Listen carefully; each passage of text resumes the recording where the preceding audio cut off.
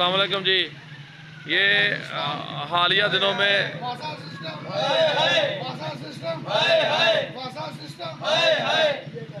ये हाल ही में 2-4 दिन पहले एक मेन चैनल टूटा था, जिस वजह से अमजदाबाद 225 वो सामने जहाँ पे रक्षा एक मेन चैनल जाता है वहाँ से बड़ी लाइन टूट गई थी और उसको तो रिपेयर कर दिया उन्होंने 2-3 दिन लगा के, मगर उसके बाद इस रंजिश में जो सीवरेज लाइन अमजदाबाद थी उस मेन लाइन में जाती उसको बंद कर दिया गया। इन लोगों ने बड़ा एहतजाज किया टेलीविज़न पर और दीगर सोशल मीडिया पर।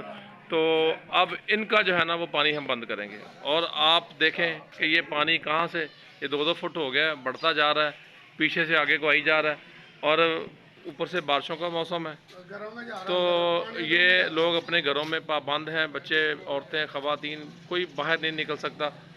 अब ये देखें पानी आगे को आई जा रहा है और ताफुन फैल रहा है, बीमारियां फैलने का खदशा है, घरों में पानी जा रहा है लोगों के, जिनके घर नीचे हैं, मकानात गिर सकते हैं और बहुत सा नुकसान हो सकता है।